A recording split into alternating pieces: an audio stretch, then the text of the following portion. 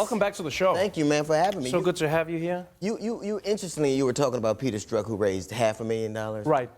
You know, the cop that shot Darren Wilson raised that shot Mike Brown, Darren Wilson raised $1.2 million.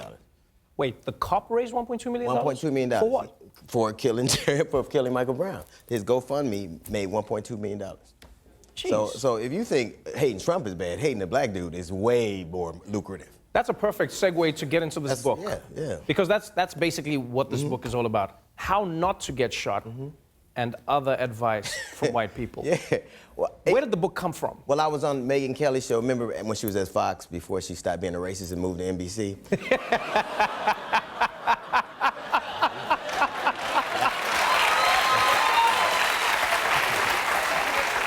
And we had this heated argument, because there's never been, I think America has never seen a young black man or woman killed by the police that were so appalled that were driven to action. And it was a very frustrating conversation. Rather than get frustrated, I wrote a book about it. And you wrote the book from the perspective of somebody who's taking the advice that you've seen doled out by white people repeatedly after a shooting or after an incident. It's always advice on what black people are doing wrong. Well, white people have been getting enough advice since we first got here. So, I figure they're adept at it.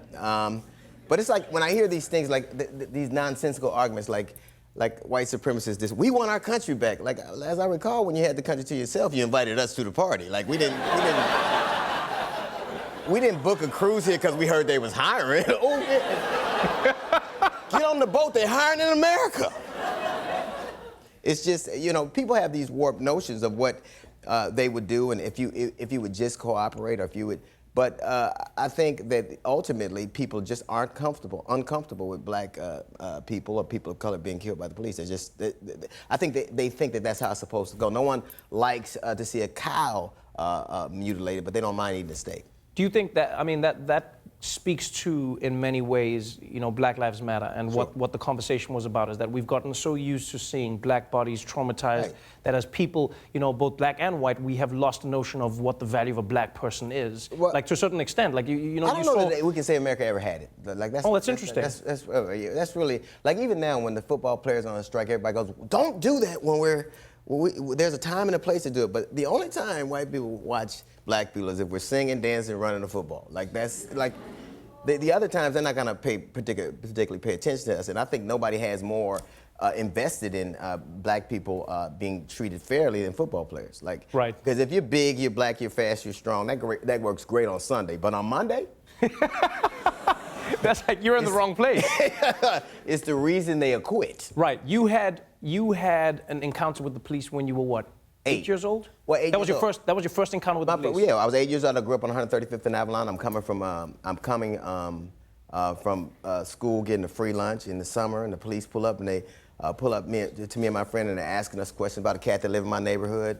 And they're like, "Where is he?" And like, "We don't know." And they like, "Put your hands on the car." And I said, "Sir, this car is hot." And he said, "Nigga, if you take your hands off this car, I'm gonna blow your head off." Now, I'm 8 years old.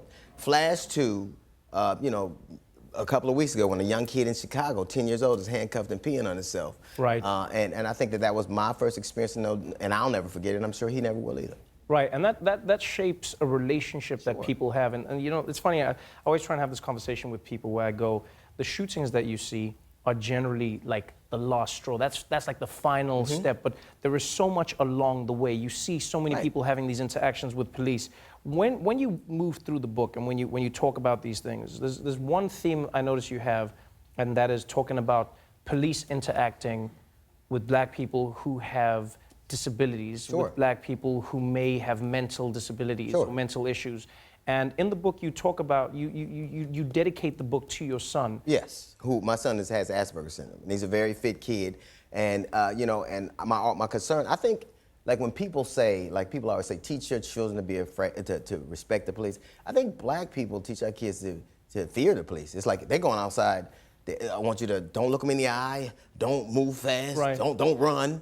Dad, I'm gonna go on safari. No, you're going to the driveway. So, right. I think that we've tried to instill a sense of fear in them because we don't want anything to happen to them. But you're more likely to be hurt or killed or have a negative interaction with the police if you're mentally, emotionally, or physically handicapped. They get shot more. Why do you think that worries you more for your son as someone who has Asperger's? Because I think that sometimes my son has a hard time listening to me. I think first off, when you're a young man, you can't listen to instructions anyway. So I don't even know if it has anything to do with him having a mental disability.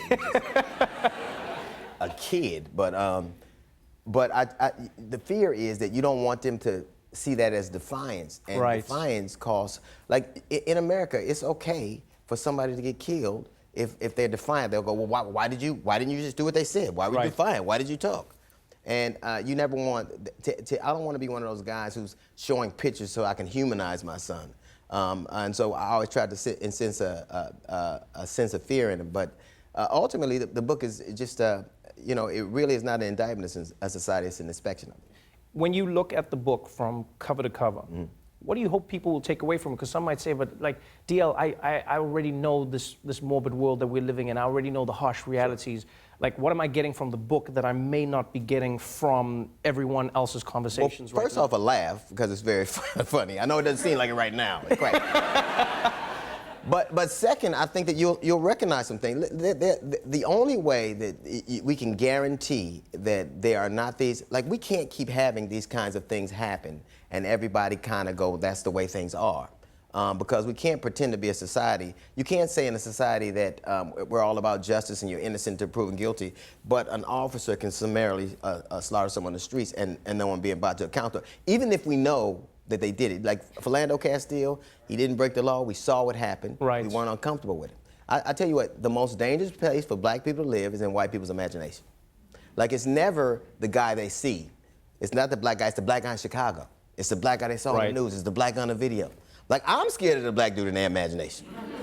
Like, I hope I never meet him. You know what? That's a powerful observation, because I mean that really is it. It's more the idea of the black man than the actual black man. It's an idea that's being perpetuated through whatever it might be, even the if news you look or screen or what happened with Trump and Obama. Everything they said about him was made up. He doesn't belong here. He's a Muslim. He wasn't born here. He hates America. He's really a terrorist. Right. And people believed it.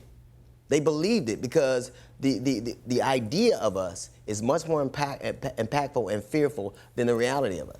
And you get to do it. You get to, like, if there's a shooting in Chicago, they'll say, well, 75 people were killed in Chicago, and that's an indicator. Well, most black people don't live in Chicago, but that is what we get indicted with. Right. A bunch of white kids get killed with opiate. We don't say that those are all white kids. Right.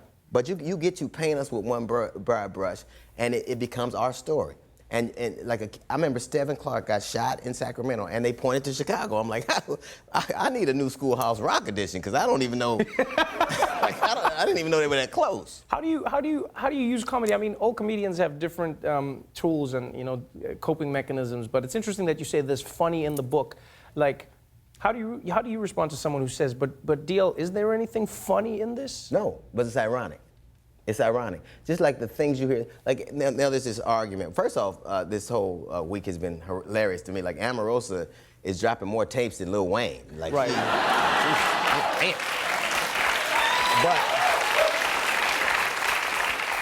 But there's an argument as to whether Trump really said the N-word on tape. Like that's what we need, because we heard him admit to sexual assault on tape. Right. We heard him. And I always make the point that like, white people are in a poor position to judge what racism is, because they've been so horrible at it before. Like, slavery wasn't racist, Jim Crow wasn't racist, those monuments to racists weren't racist. So that's like a rapist decide what rape is. Do you know what I mean? You can't.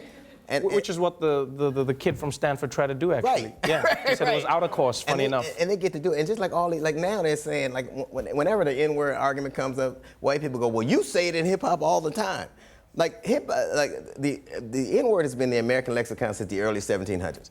Hip hop been around since 1975. Like, what came first, nigga or the Sugar Hill Gang? Like, like, I don't get how even that's a real argument. Right. But they'll have that argument. Well, you say it all the time.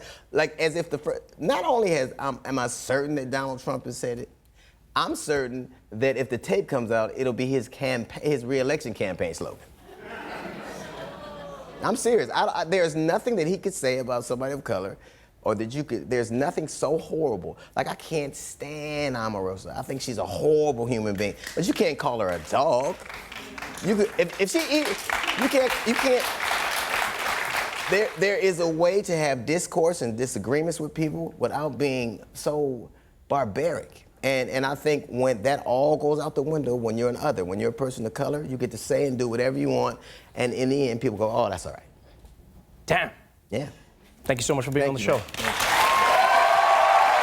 How Not to Get Shot is available now. DL and the comedy Get Down are performing in Los Angeles on August 17th. Check the man out. DL Hughley, everybody.